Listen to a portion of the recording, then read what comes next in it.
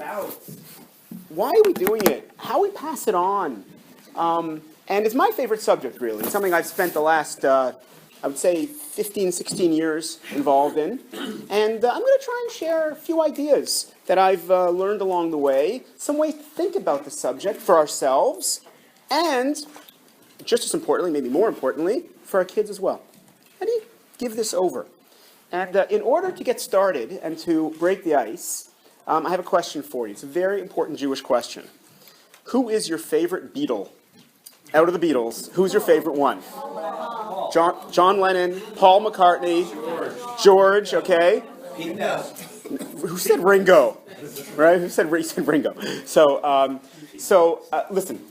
Everybody has their own opinions about the Beatles. First of all, everybody like Beatles music? Yeah. Anybody not like the Beatles? Okay, I'm sorry. Okay, thank God. Okay. So I'm glad you can stay. This is good. So the Beatles were amazing musicians. Okay, and certainly John and Paul. George Harrison actually proved himself after he went solo. I mean, he was kind of like hidden over while he was one of the Beatles, but when they went solo, My Sweet Love, beautiful music. Ringo, I'm not so sure, but okay. So I have a favorite song. It's actually not an official Beatles song, but John Lennon's song, Imagine. Anybody like the song Imagine? Okay, raise your hand if you like the song Imagine. Right? Wow, tremendous. So you want to help me out? Round of applause. Come on up. Yeah. Come on up. So, there's no singing. Yes, it is. Okay. So what we're going to do is we're going to sing. This is what we did in Israel, by the way. Okay. We are going to sing a lyric or two of Imagine. And you have two jobs. Okay. Job number one. Do you have a good voice? No. I'm so glad. Okay. So, job number one. Try not to laugh at my voice. You can laugh at your voice, but that's okay. Okay. Job number two, the more serious job. Try and think about the words. I grew up on the Beatles music. I could probably sing for you every song. You don't want me to, otherwise I'm singing voice. And I was literally in my 20s before I actually thought about what the words actually said. I sang them for probably a decade before that, but I actually thought about them. So let's go. We're not going to do the whole song, just a bit of it together, okay? Imagine there's no heaven. It's easy if you try. No hell below us, above us only sky. Imagine all the people living for today. Harmony, harmony. Imagine there's no countries, it isn't hard to do. Nothing to kill or die for, and no religion too. Imagine all the people living life in peace. You may say that I'm a dreamer, but I'm not the only one. I hope someday you'll join us and the world will be as one. Round of applause. Thank you very much. Thank you very much for being a good sport. Okay, you did your first job pretty well. Didn't laugh, at least out loud, at my voice. But what's John Lennon actually singing about? Imagine what? What is the point of the song? He had a point. He was actually a pretty deep person if you read about him. Nothing upstairs. Imagine there's nothing upstairs. What else? Good. Basically, what he's saying is if there is no religion, then there's peace because people are not going out. What's your name? Penny. Penny, see, hear what you... Right on. Exactly right on. John, I'll read it for you. John Lennon is saying, imagine there's no religion, there's nothing upstairs, as you put it. But he also says, no countries, nothing to live or die for. The world will be as one. Right? Now, John... What? Kind of a neutral, just everybody kind of is, right? And he's saying, imagine a perfect world. If you imagine, again, there's been doctorates written on this song and on his philosophy. We can argue about it back and forth. But the simple understanding is what we're discussing, right? Simple understanding of his words were, listen, imagine a perfect world. A world where everybody was just holding hands, getting along. There were no major differences dividing us, right? We were just, arms, singing Kumbaya, maybe smoking a little weed. Like, it was John Lennon's Imagine, right? So why do you think he said that? What was he living through? We remember the history. What were the two major events going on in the United States of America when he wrote this song? Vietnam and civil rights, right? The two things right away. You got it right away, right? So Vietnam, look, how many American soldiers died in the Iraq War, the 10 years of the Iraq War? Anybody know? That just less than 5,000 soldiers. Okay? Less than 5,000. Everyone is a tragedy. I'm not downplaying it. But over 10 years. How many people died in Vietnam? 56,000 or something, right? The Vietnam Memorial, right? we think of like that the Iraq War divided America, nothing compared to what Vietnam did. I mean, you remember, you read about, you remember riots, demonstrations, it was unbelievable, right? That was one thing that was going on. The other thing is civil rights marches. Now listen, we've come a long way. It's not perfect yet, we know. We've come a long way, but it's only 40 years ago. It's really only 40 years ago, 45 years ago. Ever see a fireman using one of the hoses, like actually use the water? It can rip the skin off a human face at close range. They use these things against peaceful demonstrators. They had attack dogs. They would let the leash go and let them attack. I mean, America had not lived up to its promise. We're talking like, in the 60s. We're not talking 200 years ago. So John Lennon, right, from Great Britain, obviously, coming to the States, he's living here for a while, and he's seeing, my gosh, look at this hatred, look at this division. You have, everybody's hating everybody. There's all these isms. There's racism, there's intolerance, there's like violence, there's war. Why? Why is there so much intolerance? Why is there so much hatred? And he came to a conclusion. His conclusion was, exactly as you said, it's because there's so many divisions. To put it into my words, my right hand does not hate my left hand because we're united. So why do the Catholics hate the Protestants and everybody hate the Jews? And why? Because there's so many divisions. If only the world was as one, then we wouldn't have so much war, wouldn't have so much violence, wouldn't have so much intolerance. The world would be better if there was less divisions, if we were all basically the same. It is a very appealing idea. Because the truth is, his analysis was partially correct. Divisions do cause hatred and violence. Look at the world today. So this is what we're dealing with. We as Jews who care about being Jewish, you're here, so you obviously care. Right? We're on the same page. Our kids, our grandkids, are being raised in a society, in a generation, which has the John Lennon view in its DNA. That groups are inherently divisive, they cause problems, and if you are standing out and being different, you are causing a problem. And better if the world was all kind of more united. By the way, sometimes this is overt, sometimes it's kind of covert. Sometimes it's a very positive thing. Like, for example, just think about Europe, the European Union, the EU, okay, which has been largely successful in terms of toning down the nationalist hatred that existed in Europe for thousands of years. But it's based on this. It's not just based on economic union, it's far more than that. It's far, far more than that.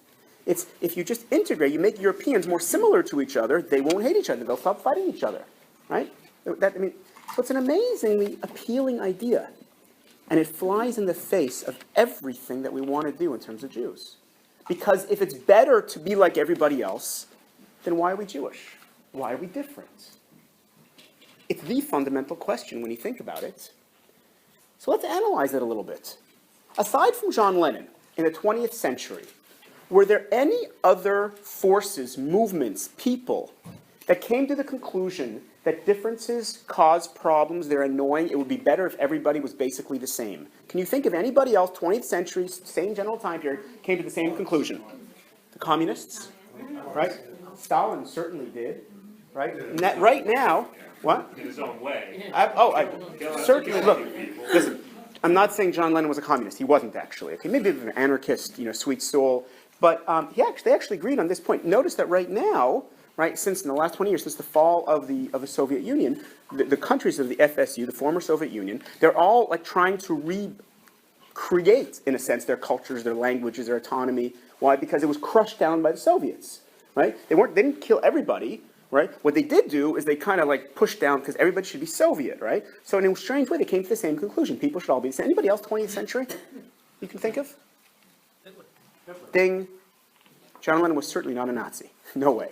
But on this point, they actually agreed. The Nazis weren't trying to just kill Jews. They weren't. They would do it. They also felt that like everybody should be Aryan, everybody should be the same.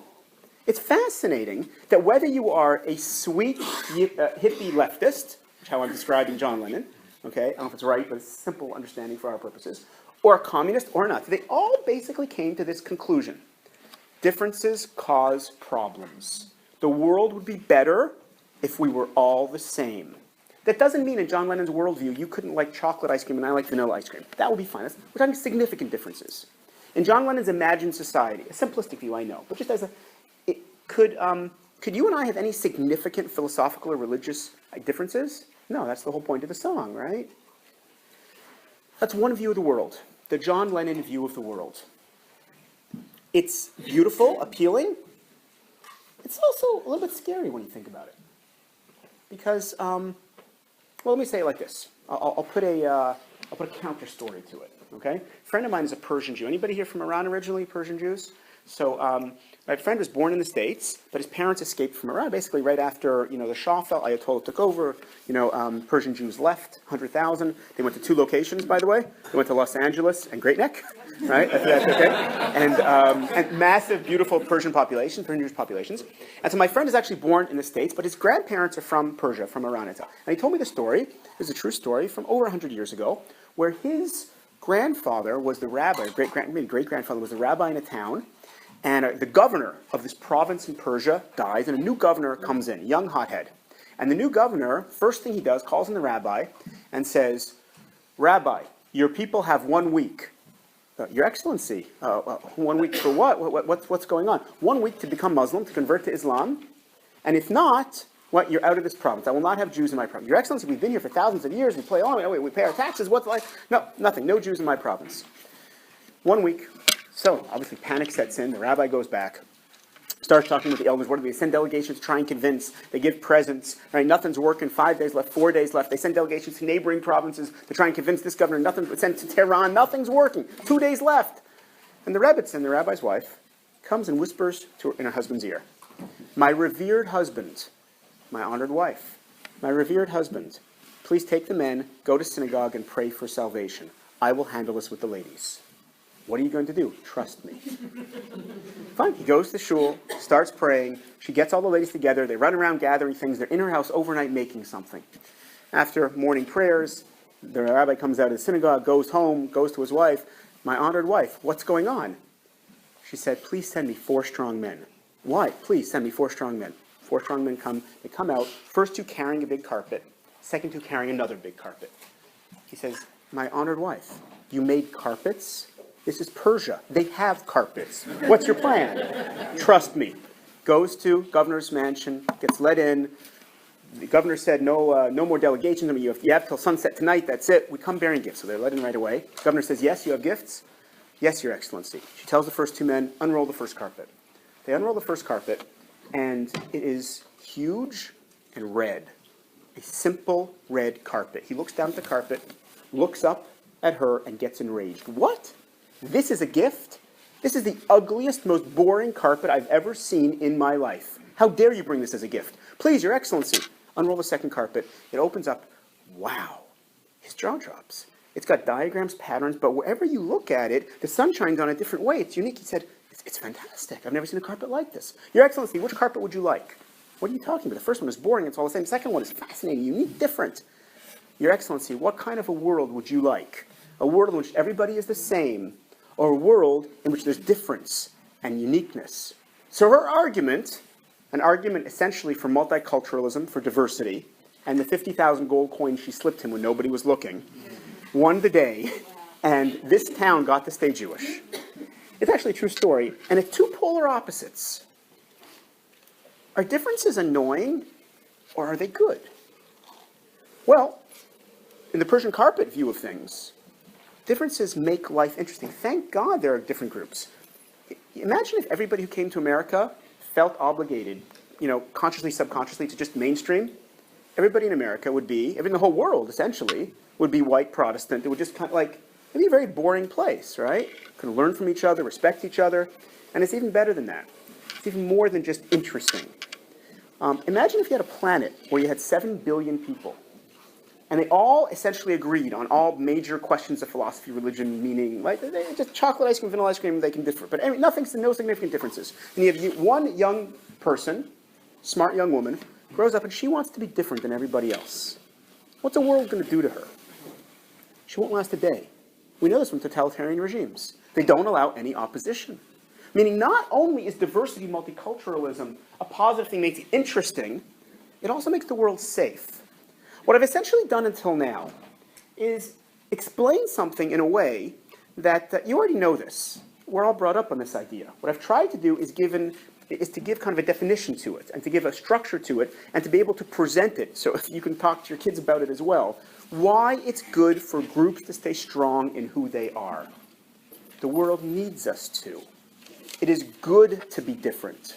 It makes the world interesting, and it makes the world safe. And I'll even go further.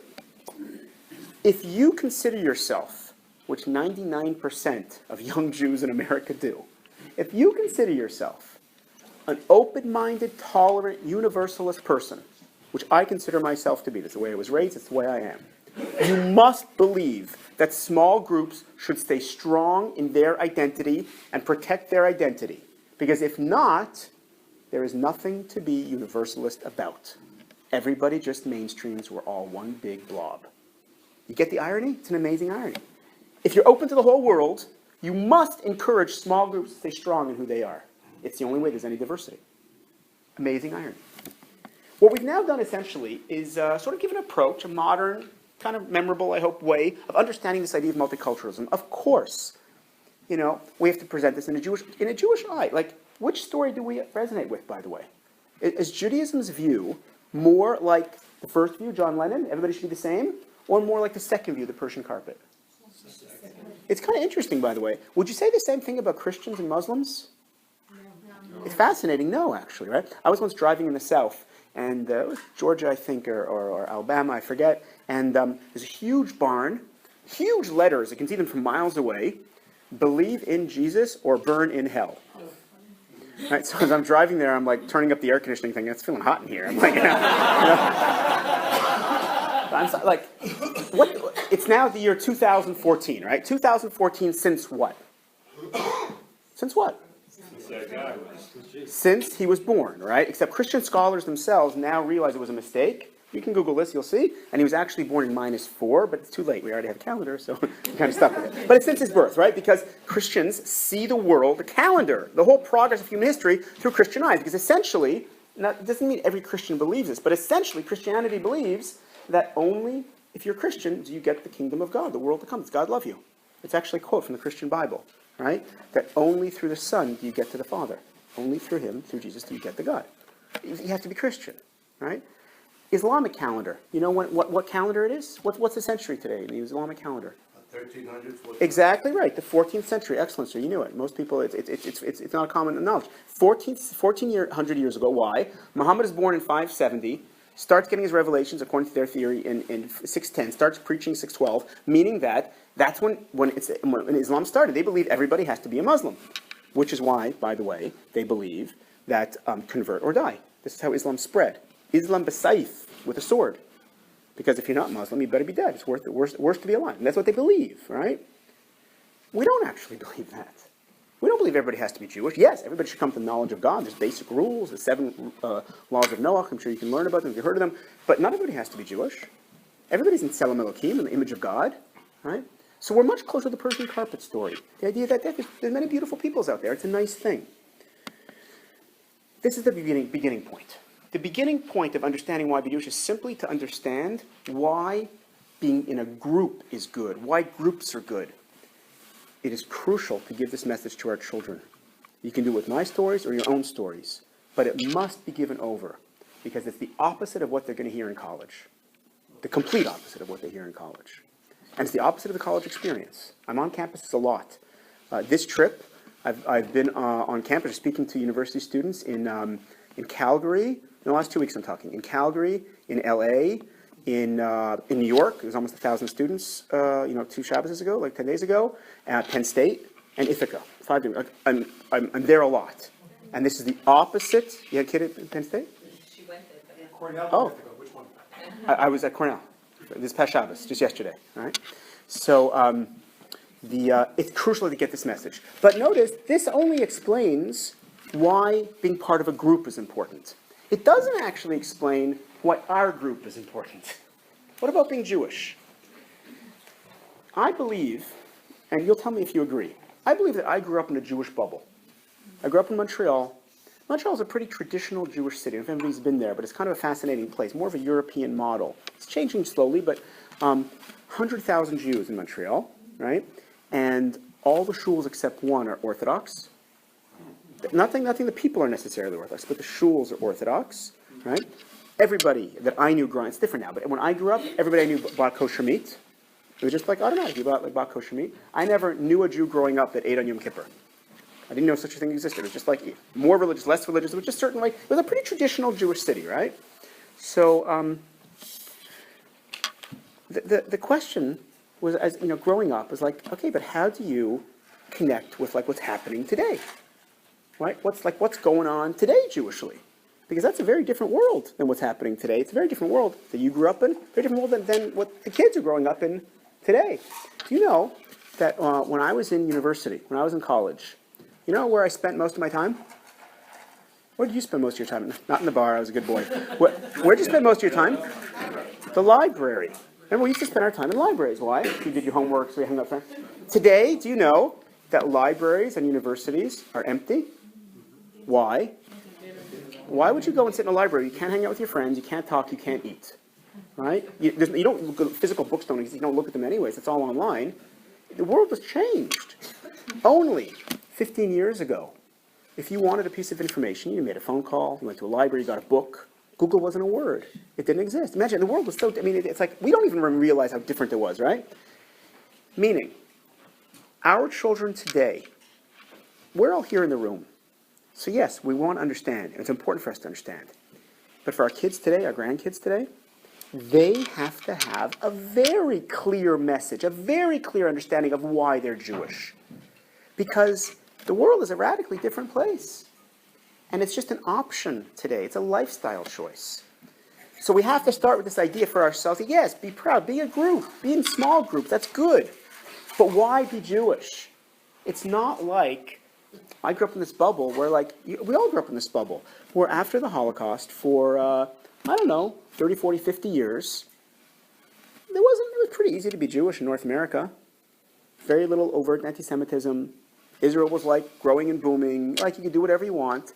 If you haven't noticed, that bubble is over. It's not that people talk about new anti-Semitism. No, mistake. It's not new anti-Semitism. We're back to the way Jewish history was for thousands of years.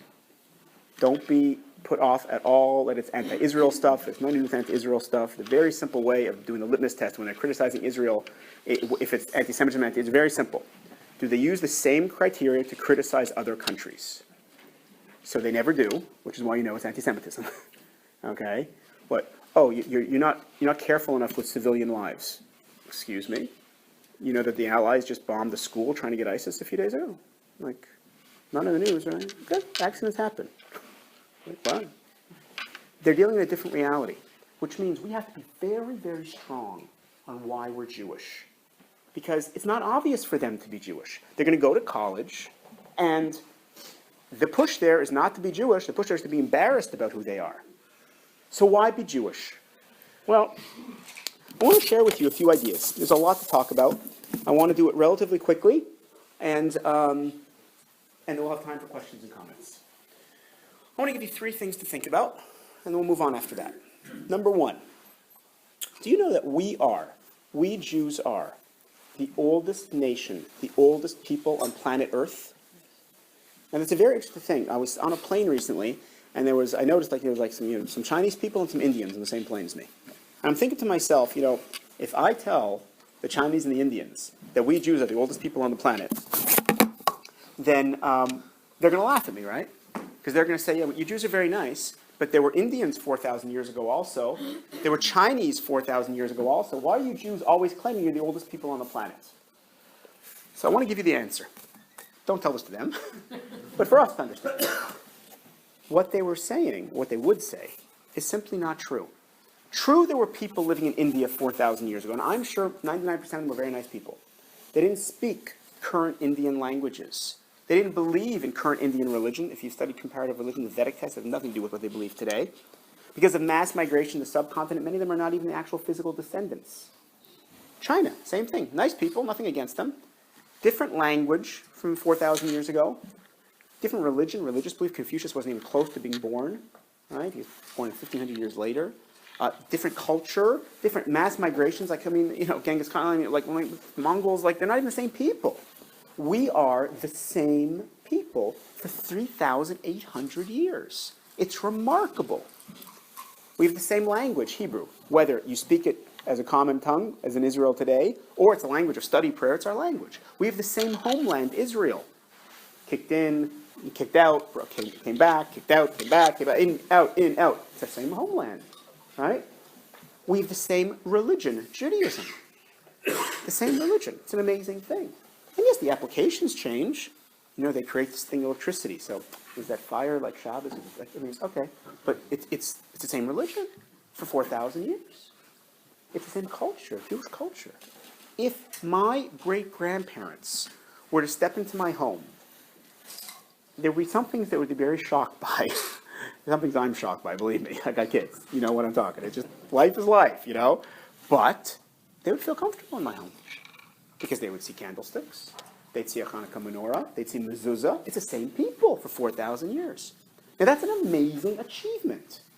And it's even more amazing when you think about the fact that if you would ask a historian, a military person, a statistician, a demographer 3,000 years ago, or 2,000 years ago, or 1,000 years ago, or 500 years ago, or 1939 before the war, or 1967 before the Six-Day War, if you would ask, name the people that is the least likely to survive.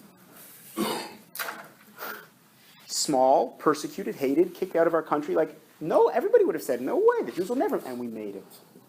That's an amazing, amazing accomplishment. Our survival, wow.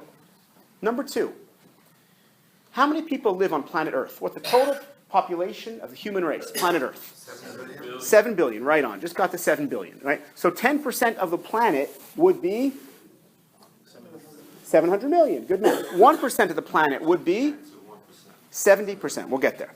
So 1% of the planet is 70 million people. If you have a country that is roughly 70, 80 million people, that's France, Germany, England, they're all about 80 million people, they are roughly 1% of planet. It's an interesting way of looking at the planet, actually, when you think about it, if you do a map like that. United States, 320 million, so it's 4.5% of the planet, right? How many Jews are there? Actual population, millions. 14 or 15. So the optimists say 14 million. The 15 million, the pessimists say 11, 12 million. Let's be optimistic and say 15 million. Okay, it's probably not, unfortunately, but let's say it's 15.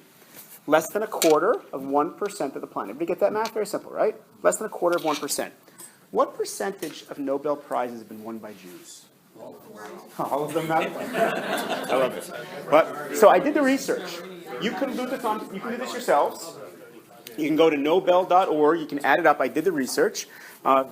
I have it in the back. You probably have it in the library copy. I have a book called Why Be Jewish. So it's in an appendix in the back. I listed everybody.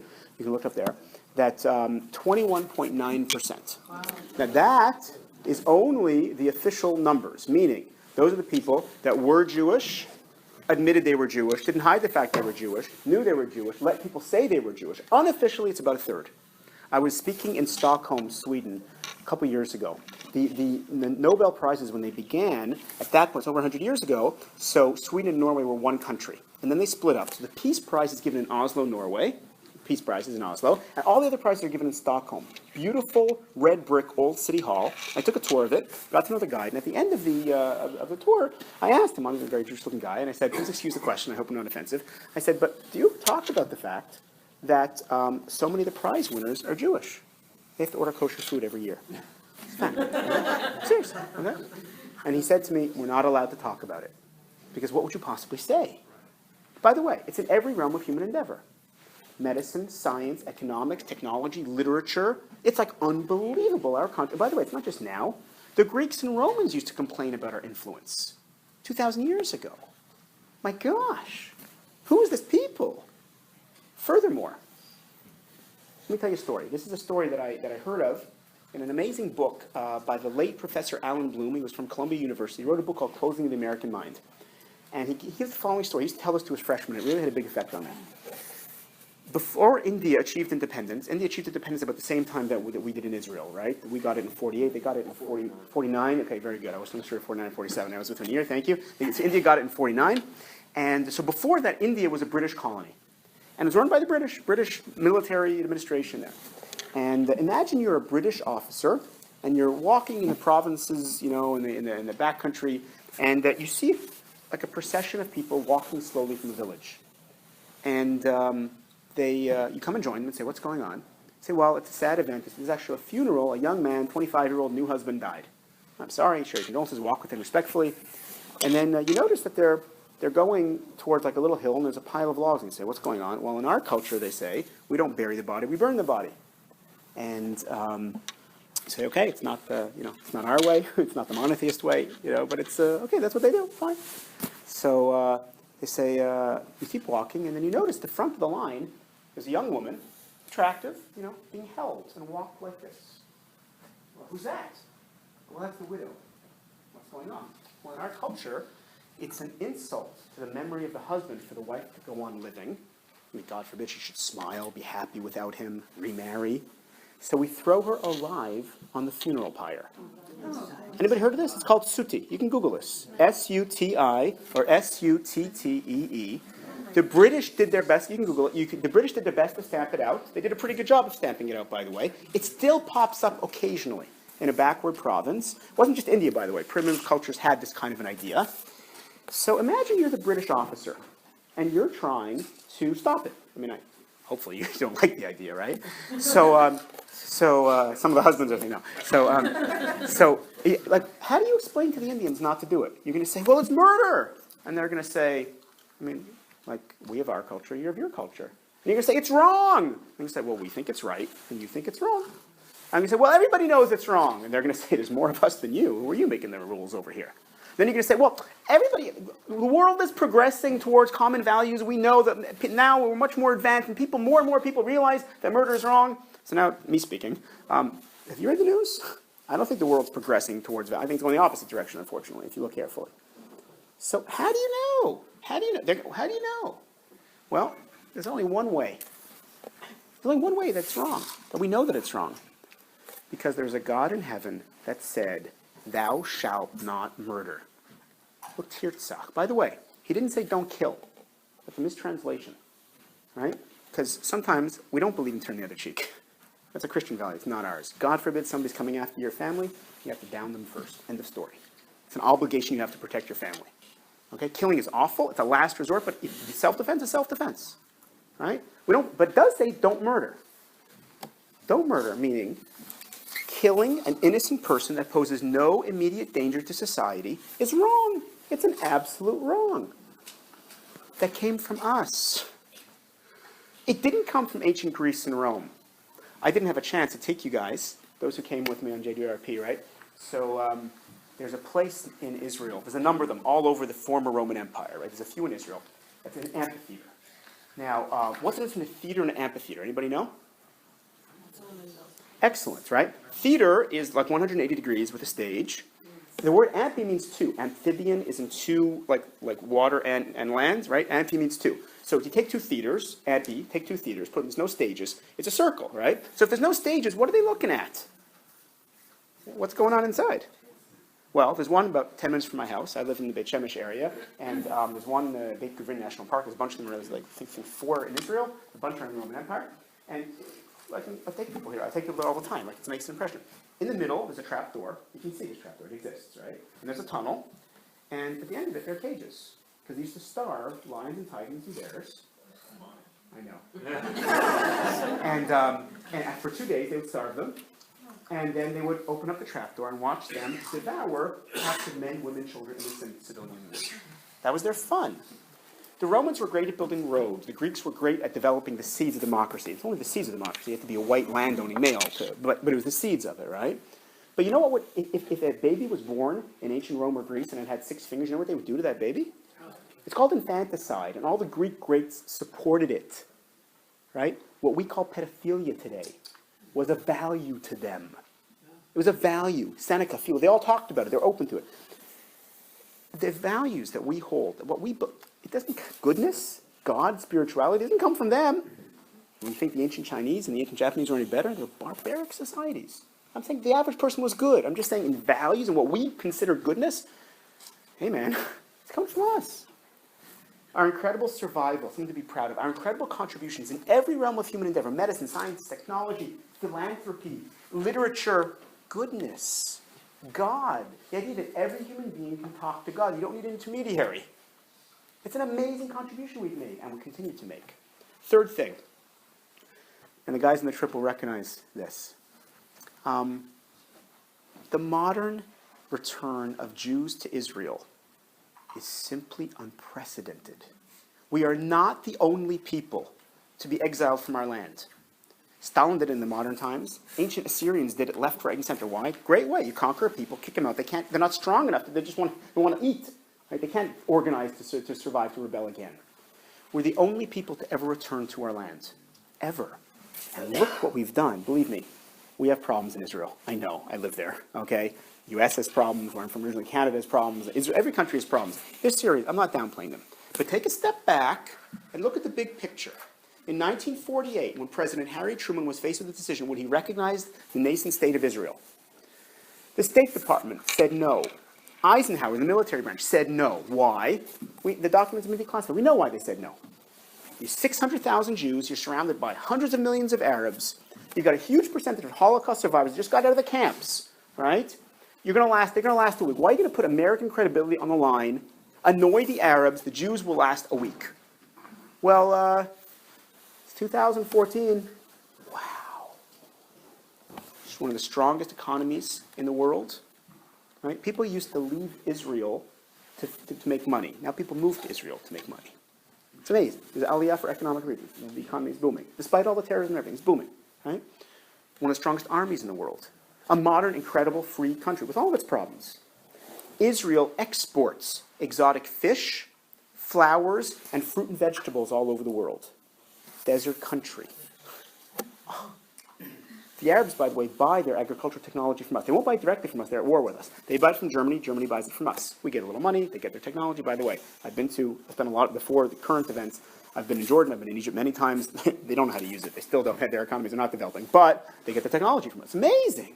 Take a step. Mark Twain, 130 years ago, 120 years ago, wrote that he went from the north of Israel, Tiberias area, down to Jerusalem. Now it's a 2.5 hour drive. Then it was a couple days. And this is a quote. You can Google it and see this. He said, "I saw not one living thing, not a bird, not a tree, not a person." Paradise. The desert has bloomed. Wow. 3 incredible things.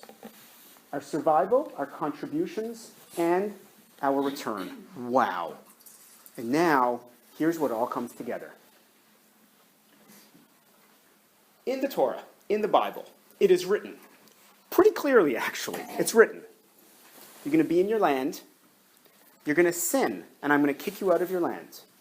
You're going to be scattered around the world, you're going to be persecuted, you're going to be me'at mikola amim, a small people, you're going to be an or lagoyim, you're going to have a tremendous positive influence on the world, like to nations, and I will bring you back. Now, if that doesn't send a chill up your spine, I don't know what will. According to tradition, the Torah was given 3,300 years ago. Even if you're a skeptic and you don't buy into that. Okay, it existed as a book 2,600 years ago. That is a fact. It existed. The Greeks referred to the ancient Jewish text. It was there. All of this was like, oh my gosh. All of these things that we're still here, Am Olam, an eternal nation, our contributions, our return, it's amazing. And this is the beginning of an answer for ourselves and for our kids as to why be Jewish.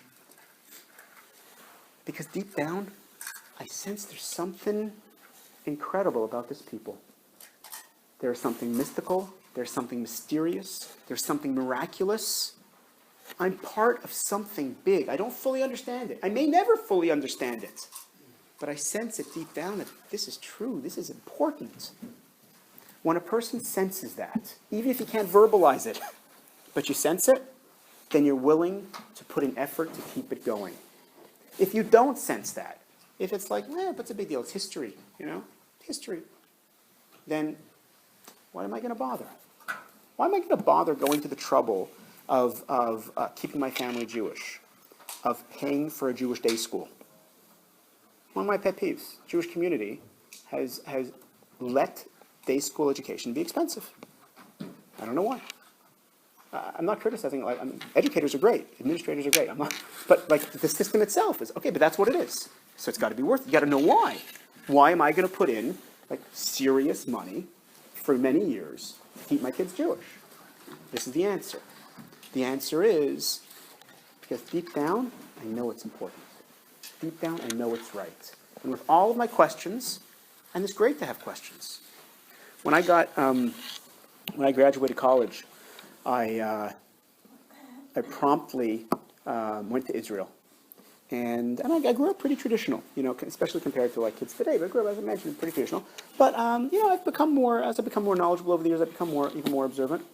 And I remember going, and I went to a yeshiva, and I sat down, and I don't know if I still have the legal pads, like yellow foolscap pads, and I wrote out 2 pages of questions that I had. Where, again, I wasn't running away, or I wasn't becoming a Buddhist or anything. I just wasn't clear to me. Why am I doing what I'm doing, and why should I do more, and why should I invest in this, and why should I? And I just wrote out a whole bunch of questions. I still have the paper somewhere, right? Judaism and Christianity. I wasn't becoming a Christian, but like, why? How do I know that we're right and they're wrong? There's 1.5 billion of them. There's 15 million of us. How do I know? By the way, that question takes about 3 minutes to answer. No insult to Christians. It's actually not a hard one. Sorry, not a hard one. Okay? The Messiah had certain qualifications. Right? Did world peace come? No? Okay, so he's not the Messiah. Period. Over. Next. But other questions are more serious. Right? Written Torah, oral traditions. Right? Role of male and female. Right? Why are they different? Right? Judaism and Islam. Right? Go through it. And it was one of the most valuable things I ever did in my life. Was just spent time going through my questions.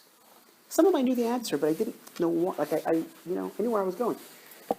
This is something when you have a sense, when you feel this is really important. I feel this is really important. Then you go and you say, okay, so let me find out more. This is why I was so happy, Rabbi, to hear about your program. They have this program that they're starting, it's advertising with the Partners in Torah, where you can come once a week and one-on-one study with somebody. And just go through your questions. Isn't that what life's about? Like, why are we on the planet? I mean, a Hasidic Rebbe once said, if you think you're finished, you're finished. So much depth in that one statement. All right? So, this is the beginning. Judaism is an incredible, incredible religion. I still feel that I'm like almost just beginning to touch it, even though it's been many years. And I live in Israel, so my kids are Israeli. My kids are all born in Israel. And they're now, on the one hand, they're kind of American because we speak English at home. We have an American kind of community. On the other hand, like they're very Israeli, but they have the Israeli chutzpah. I mean, they have kids. So every once in a while, there'll be some Hebrew word that I won't know. My Hebrew's pretty good, but I mean, it's actually my 3rd language, right? English and French, and then Hebrew. And so my Hebrew is not perfect. My kids' Hebrew is much better than mine. They're Israeli, right? So every once in a while, my kids, they range in age from 7 to 16. My kids will notice and say, Abba, Dad, you don't know that word? Yeah? And you know my response is? Actually, they say it on Judaism sometimes as well. They'll say, look, I'm a teacher, I'm a writer, I'm a guide, but like my kids are getting a much better Jewish education than I had. My 14-year-old is learning Talmud 4 hours a day every morning. I never did it when I was 14. I mean, he knows a lot. It's great, right? So he'll be like surprised. Like, yeah, you're writing books and teaching, you don't know this? I mean, he won't say it like that. He won't say it like that, but that's what he means. Now he's learned the first thing. So you know what my answer to them is? Both these questions, my answer to them is, I had, like, I don't know where I got this answer, just, it was, smiling from heaven, wherever it came out, and it works every time. It works for a month, they won't ask me again. So my answer is, you think I moved to Israel so your Hebrew would be at the same level as my Hebrew? I moved here, so you better have 10 times better Hebrew. You think I put you in this school so you would know as much as I know? I put you in this school so you know 10 times more. It works, the answer, because they hear it. This is your investment in your children, in your grandchildren, right? Which is that I sense this is important, and I'm going to do everything possible to keep this going. And that's where it comes from. Judaism is an amazing, amazing... the Talmud is a sea of questions.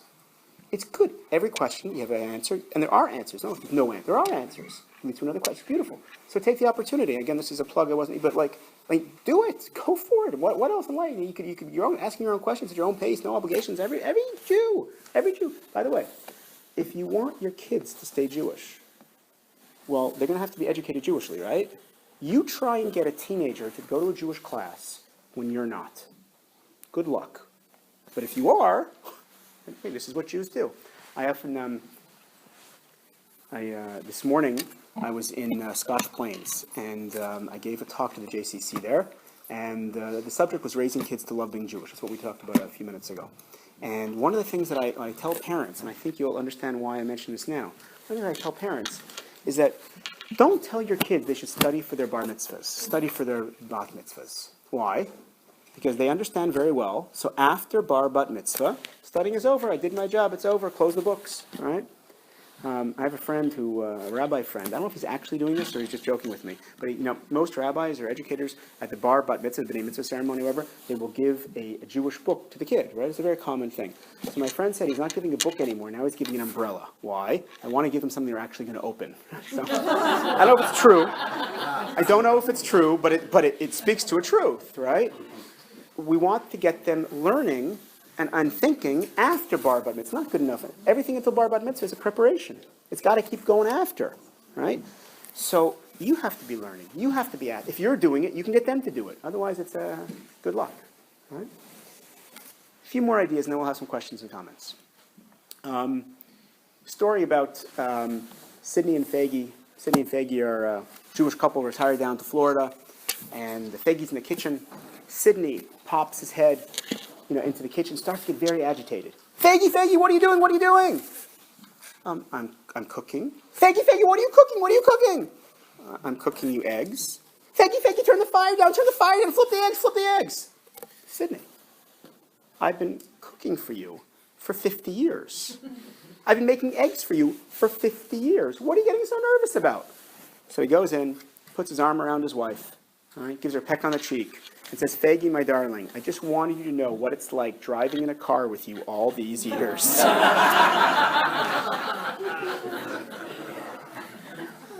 Sometimes a story can say it. So no one likes being told what to do. Our kids don't like being told what to do. Our grandkids don't like being told what to do. And I want to tell you something else. We don't like being told what to do. So if our relation to Judaism is the rabbi's telling me to do this, God's telling me, if it's all it is downward, we by nature, we kind of reject it and walk away from it. I don't like being told what to do. We should want what to do. I want this. This is beautiful. This is, I don't fully understand it. I have a lot of questions. I have more questions than answers. That's good. But I sense there's something really beautiful and something really important here. And I want it. And I'm going to continue. I'm going to put in the time. I'm going to put in the efforts for myself and for my kids. And when you have that, it works.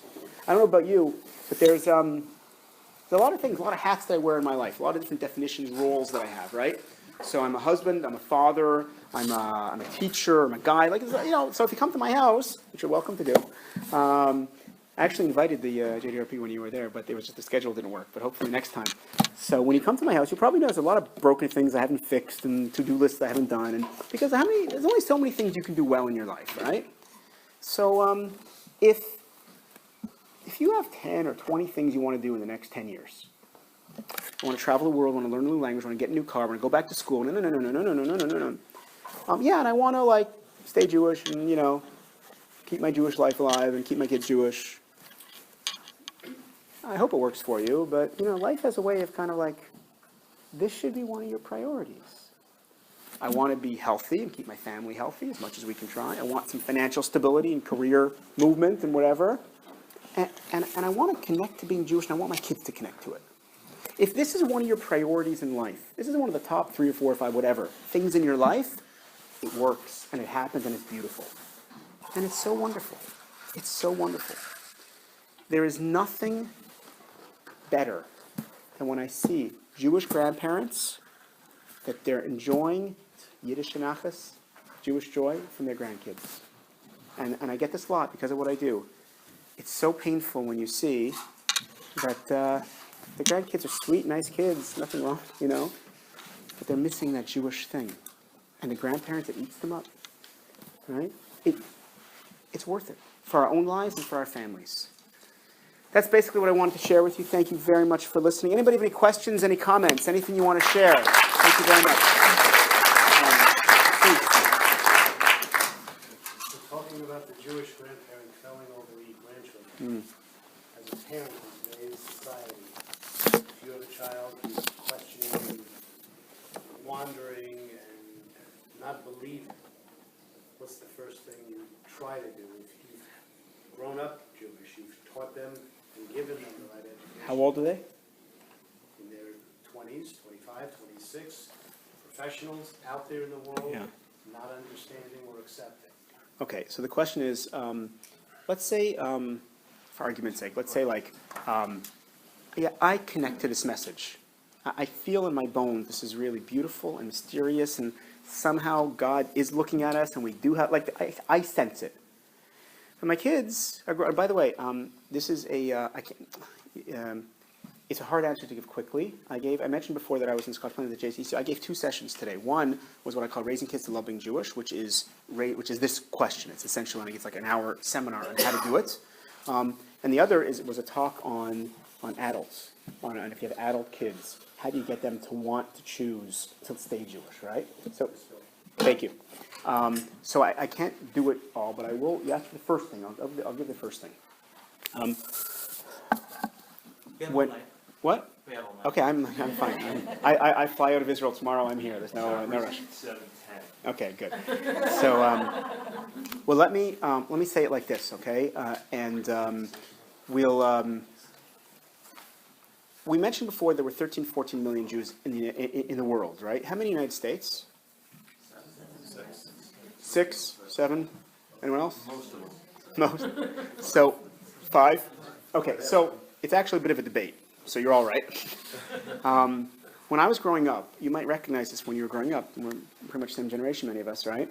It was an eerie, strange coincidence that you had 6 million Jews killed in the Holocaust, and you had 6 million American Jews. I remember growing up hearing this. It was always kind of weird, 6 and 6. I don't know if you remember this, but and by the way, this was true in the 50s, 60s, 70s, 80s, 90s. It was actually true, right? Up until the 90s, actually. 1991 National Jewish Population Survey, NJPS, they used to do it every 10 years, they stopped now, found there were 5.2 million American Jews. This was an earthquake. It was a cover of the New York Times. This is background to your question, okay? So, wow, we're losing a generation. And the direct result, by the way, of that was birthright. It took a few years, but not a lot, because we're using a generation. We're not giving them. There's no day school going on. They're not. The families are not Jewish enough, to impart Jewishness. Let's send them to Israel for 10 days and solve the problem, right? So so there were 5.2 million. Some say 5.5. As of last year's Pew study, PEW, you may have heard about it, read about it. Some say it's 6, and it was a mistake, right? Just over 6. It's a bit of an irrelevance, by the way. I have a friend who's a rabbi in Krakow, and officially in Poland, there's 15, 20,000 Jews. Unofficially, they say there's probably 60 to 80 million, right? But I don't know. I'm not talking Jewish law. I'm just saying, do you actually count them? It's like somebody whose mother's mother converted to Catholicism, was put into a monastery, into a convent, So technically, according to Jewish law, they're Jewish, but do you count that? So even if you find an extra million Jews in the United States, which I wish there were, I doubt that's true, there's so far anybody who does anything Jewish. You understand? Anybody who says, I'm Jewish. Anybody who goes to synagogue once. Anybody who does a Passover Seder once. They're in the 5 million, roughly, right? So let's say, optimistically speaking, we're still 6 million. I wish it was true. I don't think it's true. I think it's probably about 5.5. But let's say it's still 6 million. So again, 30 years ago, we were 6 million. Today, let's say we're still 6 million, ideally, right? Anybody knows in the last 30 years, any Jews that have moved to the States from different countries? Any immigrants here? 500,000 Russian Jews. Where else? What other countries that sent Jews here? 1 billion Israelis. I'm just kidding, I'm Israeli, I can say it. It's about 1 million Israelis, actually. 800,000, 900,000 official estimates, 19% of the Jewish community, right? We're talking Israelis and children of Israelis. Not that after the army they go and they're mall rats selling stuff in the malls for a couple of years to make money. I'm talking about people who are permanently here. By the way, you probably recognize this in the greater New York, New Jersey area. I mean, this is all over, right? There's Hebrew-speaking synagogues, radio stations, the movers in New York. I mean, it's massive, right? So what other countries? France, lately they're buying property. It's relatively new. A lot have gone to Canada instead, but yes. A few Europeans have come over here. 100,000 Iranians, right? Persian Jews, right? When the Shah fell, they went. Remember, they went to Los Angeles and Great Neck, right? So where else? Syrian Jews, a lot went to Israel, but some are here, in Deal, New Jersey, right? the South Africans, South Americans. There's at least 1.5 million Jewish immigrants that have come to this country in the last 30, 35 years. Now that's an amazing thing. By the way, the first thing that the Jewish population has basically gone down or stagnant or whatever, that's pretty well known. It's talked about, demographers talked about it. Nobody talks about this fact. I don't know why. This is my own thing. Yeah, but look at all the immigrants. Right. So really, we were 6. We should be minimally, conservative number, we should be 7.5. And at best, we're 6 now. Where's the missing 1.5 million Jews? So I wish I could tell you they moved to Israel. I did. I think it's a great thing. I encourage it. But trickle. A couple thousand a year. I wish it was Aliyah. It wasn't. Thank God, no Holocaust, no pogroms. Right? So where are they? They're very nice people. They live down the street. They don't identify in any way, shape, or form with Judaism. Meaning, we are losing huge numbers before our very eyes. It's unbelievable. Now, thank God, just because it's happening on a global scale doesn't mean that it has to happen to me at all. Right? I have a big effect on my own Jewishness, my family's Jewishness. I have a big effect. Right? So, with that scary background comes your question. The Jewish community has been dealing with this exact question. I got kids in my 20s that are on the verge of leaving Judaism in droves. How do I keep them Jewish? So, let's do the pre-step. Obviously, it's much easier to start when kids are young. You can do a lot more. But even when they're in their 20s, the Jewish community's major macro answer. What was the major macro answer? Birthright. By the way, they weren't crazy. When Birthright started, I was very critical. Many Jewish educators were. You get day school education, it's $15,000 a year, whatever it is, and you're spending it. That being said, it's a much-needed boost, a Jewish boost to these kids. I was at because I guide for Birthright, so I was at a seminar 2 weeks ago before I came on this trip for what they call advanced, but people who've guided in numerous Birthrights. And the former third in charge, basically, of Birthright, spoke to us. And it was actually very interesting because he, on the way in, I'm sitting on my iPhone checking emails on the way in, and they said something to read on the way. They sent something, and I'm reading it. It's called The Power of Birthright. It's a short essay. And as I'm reading it, the first paragraph, I'm like, I agree with this.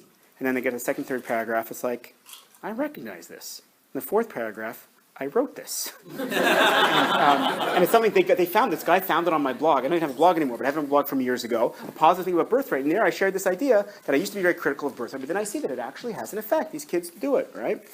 But I was shattered. I got to tell you, I was shattered because I'm not involved in the organization. I'm an educator. I'm 101. So I said, listen, what are you doing in terms of follow-up? You have this great vehicle, 400,000 kids.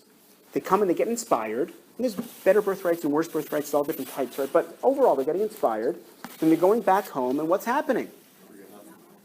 And not only is I knew not much was happening, but I assumed in my naivety that they're working on it. They got plans. This one's going to do it. That one's going to do it.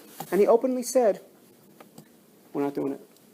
Decision was made. We open the door. People can go in. It's up to the communities, but the communities don't even know who the kids are. What? There are no plans on the books whatsoever for follow-up for these kids. They're not even trying.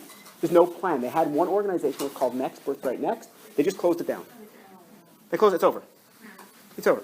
Right? It's morphing. Now, the people who were doing it, they admitted, is what I was told by the guy, in charge, the people who were doing the thing, they admitted that they were unsuccessful. So he said, what are they doing now? He said, now they're teaching other people how to do follow-up. So that's my answer.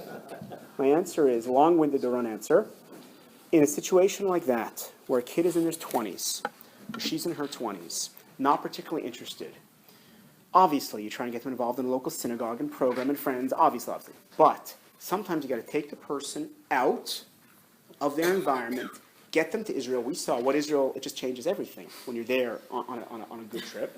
But then you got to have a plan for when they get back, connecting them Jewishly when they get back. Because otherwise, just when I take families around, right? So you guys, when I met you guys, right, you're in a program, you're here, you have you're natural, you're part of the community here. When I take families around, right, the families respond, and I talk to the parents in detail. Okay, we're going to do a bunch of stuff to help your kids get turned on to Judaism, right? But when you go back, what are you going to do? So that's the two-prong. There's few other things that can really jolt them like Israel can, but it's got to be with a plan when they get back of a different program or something. The other thing, and again, this is a much longer conversation, I'm glad to have it, but the other thing is that I find that parents have a lot more power than they think they do. You just have to exercise it correctly. Meaning, it's a long conversation. I'm trying to find the words to make it short. I suggest, and I'm not saying to use these words. In fact, it might be that you don't use any words, you just give the impression, but this is the lesson that I want your children, your grandchildren to come away with, right? Listen, you'll do whatever you want in life, okay? It's a modern world. That's how I raised you. Open, beautiful world. I hope you're going to choose a profession that pays well, you have a nice life. You want to be a basket weaver, be a basket weaver. I can't stop you, right? That's what makes you happy. I hope you're going to live close to the family here, is that we can get to see our grandkids. In fact, I've actually bought the house right beside us. Here's a deed. But I understand people can move like around the country, not around the world. It's a modern world. I understand, okay? There's only one thing that is like a red line. That is an absolute. Because it's not just about you, it's about me. You stay Jewish, you raise a Jewish family. Everything else is up to you. I won't hold it again. This is not up to you. This is about us, right? So you got to be very careful how you say that and when you say that. But they better know that. Because if they're not strong enough Jewishly on their own, which I'm hoping they will be, this YB Jewish message that you can give over in your own words, etc., right? Get them to Israel. Hopefully they'll get it on their own. If they're not getting it on their own, you have to use your... But if you're the type of parent that is trying, okay, I want you to study this subject and go to this thing, if you're running your kids' lives in all different ways, well, one of two things can happen, right? Either they're going to rebel and hate you and not listen to anything you have to say, or they're going to give in and be wallflowers, not develop any independence. I don't know which is worse, So you have to pick your battles. But if you have a good relationship with your kids, and this is your thing, I can't guarantee you can do everything right Jewishly. Doesn't work. Okay? I know people who are, and I know them, it's not just like external. They're really good Jewish parents. They did a lot. They're wonderful. And the kids just, it happens, but it's rare actually. Usually, it works. So you can't guarantee it, but if this is your thing, that's the message to give. Again, I'm not saying when, I'm not saying how, words, but that's the backup. Again, that's your last resort, so to speak. Your first plan is impart this YB Jewish message, get them to Israel, get them turned on, so they want it themselves. Backup plan, try and make a line like that. Any other questions, comments, anything you want to share? Yes? Yes. I've never been to Israel, and I'm wondering, and I'm 37, so I'm too old for birthright. Yeah. And I'm wondering, are there any programs or scholarships that I can use to get to Israel Yeah, for a lesser price, because I also don't have a lot of money? I don't know, but you can talk to the rabbis, and if there is, I'm sure they'll help you find. I don't know myself. Any other questions, comments? Pleasure.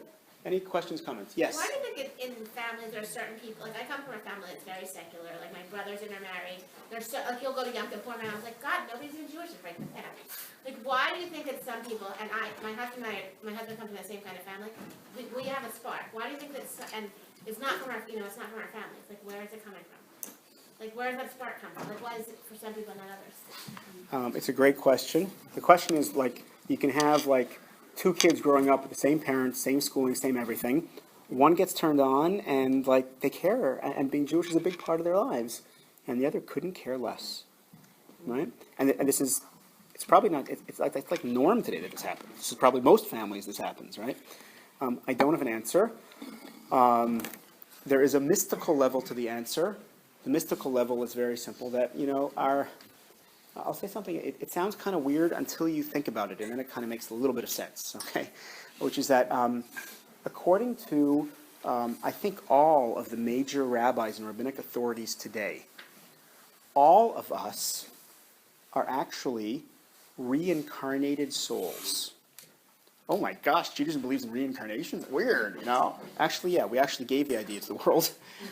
Most good ideas, by the way, actually, religiously, philosophically, they came from us. We're the mother religion, right? Sometimes Christianism, they took them and they kind of like, I'll give you an example. Resurrection of the dead. When I hear of this, it's not reincarnation and resurrection are different, right? Reincarnation is the soul coming back, resurrection is the body coming back, right? Right? When I hear resurrection of the dead, you know what image comes to mind to this day? No. What's the image, the physical image? Thriller, Michael Jackson. That's what when I grew up, like I was Jewish, I was traditional, but like resurrection was like a zombie thing, right? It's nothing to do with that. Resurrection is a beautiful core Jewish idea that says the following, okay? I'm going to get to reincarnation and why I'm answering your question. It's a back way, but it's getting there, okay? So, you never heard of a Jewish convent, a Jewish monastery, right?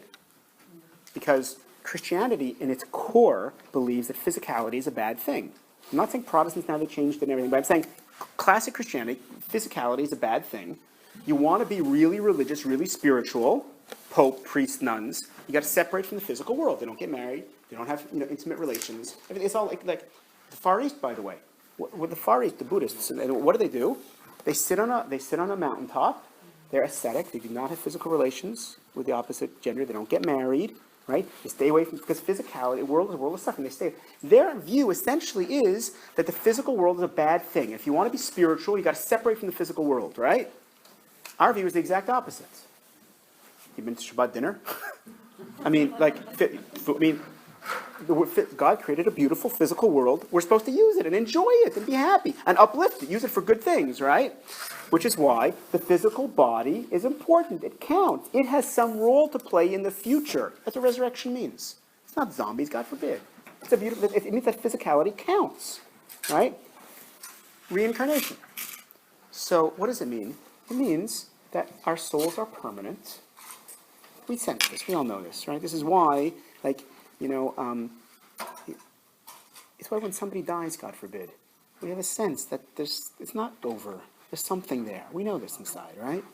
Reincarnation means that if a person did not achieve their life purpose, they have a chance to come back and fix it.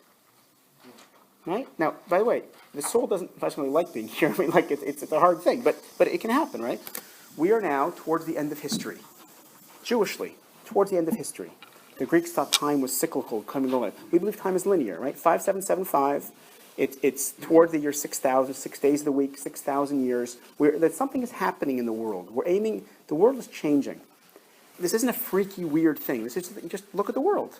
There's more progress in the last 100 years than the previous thousands. The Jewish people is kicked out of its country. We finally make it back. We're part of something, and so every soul is coming back and has a chance to do its final fixing. Right? This is what we're here for. It sounds strange, but it's actually, when you think about it, we can understand our rational minds. And that's the background to the answer to your question, which is that some people, mystically speaking, and I'm not a makubal, I'm just saying what I understand from my teachers, some people, their souls have something that just draws them to it. And some people, their souls don't, and it's innate and it's genetic. Of course, you never know. You'll have people that are the most non-Jewish their whole lives, completely, and then something clicks. Never give up on anybody. Never click. Something clicks, and they come back, and they care. Right? They care. There's people who have stood up for... There were people, okay, here. We're talking in New York and New Jersey, in the 6-Day War, okay, that we're talking extremely assimilated Jews, people who would never come to a class like you're doing tonight. And Israel's being attacked. There were people that went to the bank and emptied their bank accounts. They didn't do it for nationalist reasons. They did it because deep down they believed, my gosh, this is my people, there's something wrong, this can't happen. There was a depth there. So you never give up on anybody, but people do have different souls and do different inclinations. I was actually named after my grandmother, who died young, and she went to Israel and Palestine, and Lori Platnick has a story about how she named after this relative, and I started thinking about that, it might be like my grandmother, 100%. I used to get really spooked up by the spooky stuff until I started to think about it. And then it's not so spooky, you just think it through. Reasonable people can believe this stuff, you just understand it in a normal way. Any final questions, comments before we call it a night? Okay, thank you very much. It's been such a pleasure. Thank you. Anybody who wants to be in touch with me, if you have private questions, anything like that, or if you're coming to Israel and you're looking to organize a trip or anything like that, I have business cards here. You're welcome to be in touch with me. You can also order my books off my website if you're interested. Thank you very much. It's been a pleasure. Thank you. Wow. You had something quick? Wow. Thank you so much, everyone, for coming. I'm sure everyone was as blown away as I was from this incredible speech. Please, you saw and you heard the message. We have to strengthen ourselves. We have this great program that's starting in January. Our start date is January 6th. Please sign up. We're going to get anybody who's interested a private tutor that will teach them what they want to hear, how they want to hear it. And so please take part in this opportunity. There's a sign-up sheet in the back, and please fill out the survey. One final announcement. This Shabbos, we have the privilege of having an incredible musician, an incredible speaker. His name is Yom Tov Glazer. He's well-known. People in Israel, there's thousands of people that flocked him to see his gig. He's coming to Marlborough, New Jersey. Make sure you're here this week, 6 o'clock after Shabbos, for an incredible Havdalah ceremony to end the Shabbos, and there will be a whole Shabbos schedule. But please join us. Okay. I'm not going to be here. I'm going to be in Boston. I heard. A suggestion that he spoke about, maybe just within this community. Yes, I'm not available, sorry.